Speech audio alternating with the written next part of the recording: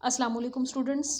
हमारा फाइलम मोलस का चैप्टर ख़त्म हो गया, तो आज मैं स्टार्ट कर रही हूँ फाइलम इकाइनोडर्मेटा, क्योंकि ये बाकी के पिछले तमाम फाइलम से बिल्कुल डिफरेंट है और निस्बतन आसान चैप्टर है, इसलिए हम इसको पहले स्टडी कर लेते हैं और इंशाल्लाह मंडे से आप क्लास में पढ़ेंगे।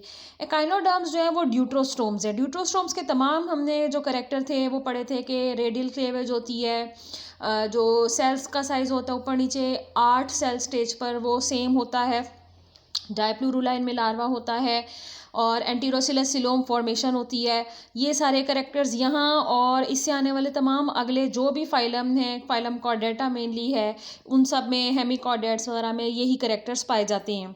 अब फाइलम इकाइनोडर्मेटा की बात करें तो इनकी रेडियल सिमिट्री है। रेडियल सिमिट्री की भी एक मॉडिफाइड फॉर्म है, क्योंकि जितने भी इकाइनोडर्म्स हैं इनमें या तो 5 बाजू होंगे या 5 के मल्टीपल्स, फॉर एग्जाम्पल 5 दूनी 10, 5 तिये 15 वगैरह।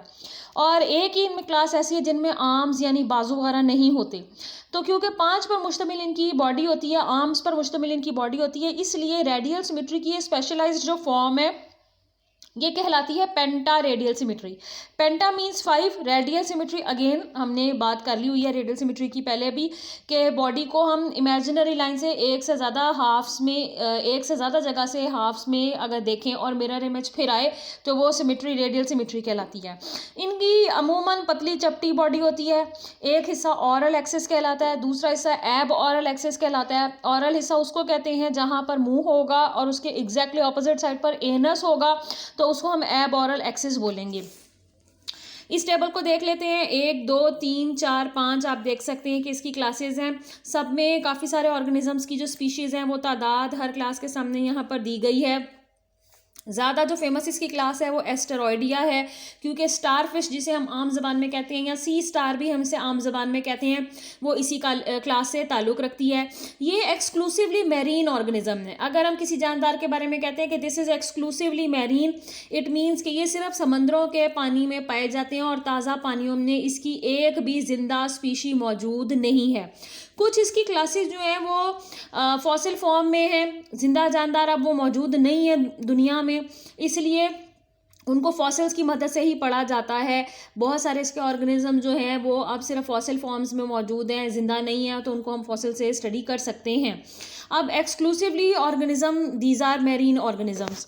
अच्छा, अब इसकी बात कर लेते हैं जो मेन इसका सिस्टम है, जो कि बाकी के तमाम सिस्टम से जो है वो फ़र्क है। और वाटर वास्कुलर सिस्टम हमने पॉरीफर्स में भी पढ़ा था, ये उससे भी बिल्कुल फ़र्क है, तो उसकी स्टडी करना हमारे लिए बड़ी इंपॉर्टेंट बात है। उससे पहले आपको बता दूं कि इकाइनोडर्म्स जो हैं, ये इकाइनो का वर्ड जो है वो स्पाइन्स के लिए इस्तेमाल होता है। तो ये वो ऑर्गेनिज्म है जिनमें स्पाइनी स्ट्रक्चर से आपको नजर आएंगे, रफ खुरदरी अपीयरेंस इनकी नजर आएगी, और इनके जिस्म के अंदर कैल्शियम कार्बोनेट की बनी हुई छोटी छोटी प्लेट्स धंसी हुई होती हैं, जिन्हें हम कहते हैं ऑसिकल्स, क्योंकि ये बहुत ही माइन्यूट होती हैं, लगभग माइक्रोस्कोपिक आप इन्हें कह सकते हैं। तो इतनी बारीक छोटी कैल्शियम कार्बोनेट की प्लेट्स जो कि इनका एंडोस्केलेटन बनाती हैं, these are known as ossicles. और ये मीजोडर्म के सेल्स के थ्रू ही डिराइव्ड होती हैं। मीजोडर्म के सेल जो इसको पैदा करते हैं। अगर एपिडर्मल लेयर इनके जिस्म से अब्रेड, थोड़ी सी रगड़ खाकर डैमेज हो जाए किसी भी वजह से, तो इंटरनल पार्ट्स जो हैं वो थोड़े थे, जो इंटरनल रीजन्स हैं वो एक्सपोज होने लगती हैं। अगर हम इसके जनरल कैरेक्टरिस्टिक्स की बात करें तो ये 5 जनरल कैरेक्टरिस्टिक्स एवोल्यूशनरी पर्सपेक्टिव में लिखे गए हैं, जिनको मैं आपको चाहूँगी कि आप यहाँ से डिस्कस कर लें, याद कर लें। अगेन वही बात आ गई कि जो एडल्ट ऑर्गेनिज्म है उनमें सिमिट्री पेंटा रेडियल है, लेकिन मज़े की बात यह है कि इनके जो लार्वी हैं वो बायलैटरल सिमेट्रिकल ऑर्गेनिजम्स हैं। इसलिए कहा यह जाता है कि इनके जो एंसेस्टर थे वो बायलैटरल सिमेट्रिकल ऑर्गेनिज्म थे, लेकिन आहिस्ता आहिस्ता वो पेंटा रेडियल सिमेट्री जो है उनमें पैदा हो गई। इनमें वाटर वास्कुलर सिस्टम है जो कि पानी से भरी हुई नालियों पर मुश्तमिल है। इनको लोकोमोशन में मदद देता है, किसी चीज़ से जुड़ने में मदद देता है, खुराक को पकड़ने में मदद देता है। हमने ऑसिकल्स वाला पॉइंट अभी डिस्कस कर लिया है, जो कि मीजोडर्म के सेल्स जो है वो डिराइव करते हैं कैल्शियम कार्बोनेट की प्लेट्स, जो कि इसका एंडोस्केलेटन है। क्योंकि they are made up of calcium carbonate, because of this reason they are known as calcareous. Digestive tract जो इनका छोटा है, रिड्यूस्ड है, ज़्यादा इसमें चैम्बर खाने, क्रॉप, गिजर्ड वगैरह, सीकम मौजूद नहीं होते हैं। हैमल सिस्टम एक स्पेसिफिक सिस्टम में दुनिया के किसी और फाइलम में नहीं पाया जाता, सिर्फ इसमें पाया जाता है। ये छोटी छोटी कैनाल्स पर मुश्तमिल है जो कि सिलोम से जो है लिंक्ड हैं, कि सिलोम के साथ मौजूद कैविटीज़ जो है वो इसके साथ लिंक्ड होती हैं। ये क्या काम करता है इसकी डिटेल हमने अभी आगे देखनी है। नर्वस सिस्टम जो है इनका नर्व नेट की फॉर्म में है, यानी किसी पर भी एक जगह, किसी एक जगह आपको बड़ा सा सेरिब्रल गैंग्लियन, आपको बड़ा सारा ब्रेन नज़र नहीं आएगा, बल्कि छोटे छोटे नर्व सेल्स जो हैं वो जा बजा बॉडी में बिखरे पड़े होंगे और वो नर्व फाइबर्स की मदद से एक दूसरे के साथ कनेक्ट करेंगे। एक इनके दरमियान में, इनकी जिस्म के दरमियान में रिंग पाया जाता है जो कि नर्व का मिलकर बना होता है, उसे नर्व रिंग कहते हैं। और क्योंकि 5 बाजू हैं या मल्टीपल ऑफ 5 है, तो हर बाजू के अंदर एक नर्व जो है वो रेडियल वाइज, रेडियस के अकॉर्डिंग जो है वो अरेंज होती है, तो उनको हम रेडियल नर्व्स बोलते हैं। अब बात कर लेते हैं हम इसके वाटर वास्कुलर सिस्टम की, जो कि है बड़ा ही इंपॉर्टेंट। ये आपने एक स्टारफिश के सेंट्रल पोर्शन को देखा है इस डायग्राम में। सबसे बाहर आपको एक मोटा फूला हुआ हिस्सा नजर आएगा, मैड्रीपोराइट। मैड्रीपोराइट में छलनी की तरह छोटे छोटे सुराख बने होते हैं, इसे कहते हैं सीव प्लेट। मैड्रीपोराइट की मदद से पानी, छोटे छोटे खुराक के टुकड़े जो कि इस छलनी के सुराखों में से गुजर सकें, अंदर जा सकते हैं, और जो बड़े पार्टिकल्स होते हैं उनको बाहर ही छोड़ दिया जाता है। एक छोटी सी डंडी नुमा कैनाल के साथ ये अगले हिस्से तक मुंतकिल होती है, जिसे हम कहते हैं स्टोन कैनाल। स्टोन कैनाल दरमियान में मौजूद एक बड़े सारे मोटे सेंटर में मौजूद जो इसका हिस्सा है, सेंट्रल डिस्क इसे कहते हैं, वहाँ पर मौजूद रिंग की शक्ल इख्तियार कर लेती है और इसको हम कहते हैं रिंग कैनाल। क्योंकि 5 बाजू होते हैं तो रिंग कैनाल से 5 रेडियल जो कैनाल्स है वो निकलती हैं। हर बाजू में एक ही रेडियल जो कैनाल है वो होगी, यहाँ पर आप देख सकते हैं, उसको लेबल किया गया है। आगे रिंग कैनाल के दाएं और बाएं दो तरफ 2 छोटी छोटी कैनाल्स निकलेंगी, ये आप देख सकते हैं बारीक, इसको कहते हैं लैटरल कैनाल, क्योंकि अतराफ में पाई जाती है। Because of this reason these are known as lateral canals. हर लैटरल कैनाल के एंड पर छोटा सा फूला हुआ ट्यूब फिट होता है जो कि इसका लोकोमोटरी ऑर्गन है। इसकी डिटेल में अभी आपको बताने लगी हूँ।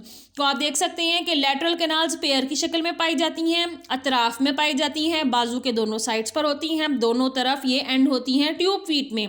अच्छा जी, उसके बाद एक ऊपर रिंग आप देख रहे हैं, पिंक कलर में आपको दिखाया गया है। इस तरफ मुंह की ऑपोजिट ओपनिंग साइड है, ये एनस की ऑपोजिट एनस की जो ओपनिंग है वो इस साइड पे होगी, तो इसको हम कहते हैं एब ऑरल हैमल रिंग।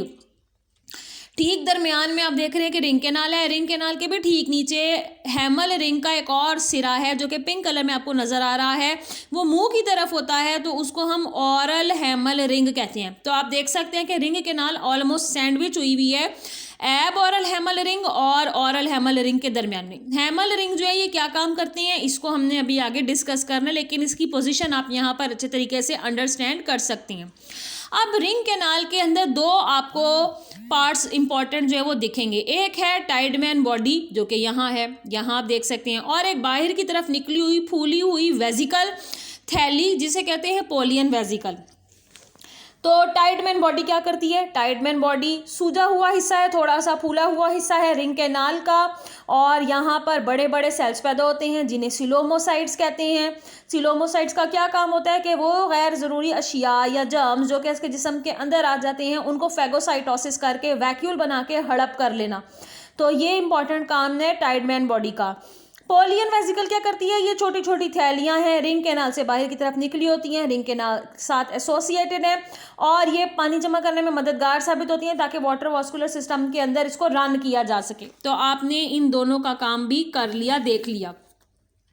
अब बात कर लेते हैं कि मैड्रीपोराइट से पानी छनकर अंदर आता है, स्टोन कैनाल में जाता है, रिंग कैनाल में जाता है। रिंग कैनाल से 5 अतराफ में 5 रेडियल नर्व्स के रेडियल कैनाल्स के अंदर जाता है, और रेडियल कैनाल्स के अंदर जाकर ये लेटरल कैनाल्स में जाकर ऐड हो जाता है। लेटरल कैनाल से इसको फोर्स किया जाता है और ट्यूब फीट के अंदर भेजा जाता है, हत्ता कि ट्यूब फीट जब पानी से भर जाते हैं तो ये एक्सटेंड हो जाते हैं। जैसे आप देख सकते हैं कि यहाँ पर इसके ट्यूब फीट छोटे छोटे पोर से आम के नीचे से ये देखिए बाहर की तरफ निकले हुए हैं। अब हम देख सकते हैं कि ट्यूब फीट का क्या स्ट्रक्चर है। ट्यूब फीड का ऊपर फूला हुआ एक हिस्सा होता है जिसे कहते हैं एम्प्यूला। फिर नीचे ट्यूब के जैसा हिस्सा होता है लंबा, एक्चुअली ट्यूब फीड मेन ये हिस्सा है। हर ट्यूब फीड के अंदर लंबाई के रुख मसल्स पाए जाते हैं जो यहाँ बनाए गए हैं, जिन्हें कहते हैं लॉन्गिट्यूडनल मसल्स।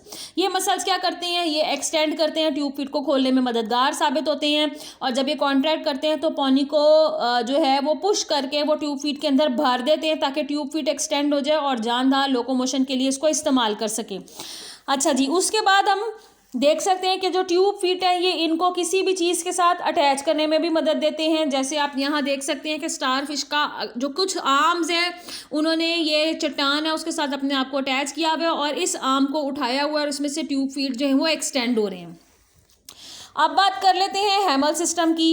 ये छोटे छोटे टिश्यूज से मिलकर बनने वाले सर्कुलर स्ट्रैंड्स हैं जो कि सैंडविच की तरह जो सेंट्रल डिस्क है अकाइनोडर्म्स की वहाँ पर रिंग कैनाल के ऊपर और नीचे दोनों तरफ पाए जाते हैं और इनसे भी रेडियल साइड पर कैनाल्स निकलती हैं। तो जो हैमल सिस्टम है इसका एग्जैक्ट फंक्शन तो नहीं मालूम, इसके बारे में ज़्यादा कियास रहियाँ हैं। कहा यह जाता है कि ये सिलोम से बनता है, ये फ्लूइड्स को सर्कुलेट करता है, अपने चैनल्स को बढ़ता है, इसके अंदर की तरफ सीलिया पाए जाते हैं जो कि बीटिंग करते हैं। इसके अलावा ये जो कियास है कहा यह जाता है कि हैमल सिस्टम के थ्रू न्यूट्रिएंट्स की डिस्ट्रीब्यूशन की जाती है, डाइजेस्टिव ट्रैक्ट के साथ जो है कनेक्शन बनाया जाता है। मेनली ये ट्रांसपोर्ट करता है मॉलिक्यूल्स को, हार्मोन्स को, सिलोमोसाइड्स को और कुछ चीज़ों को ख़त्म करने की कोशिश करता है, वेस्ट पार्टिकल्स को ख़त्म करने की कोशिश करता है। लेकिन एग्जैक्ट फंक्शन जो है हैमल सिस्टम का नहीं है। अगर आपको शॉर्ट क्वेश्चन आए हैमल सिस्टम के बारे में तो आपको इस पैराग्राफ को एक्सप्लेन करने की ज़रूरत है। इसके साथ मैं आज का लेक्चर ख़त्म करती हूँ।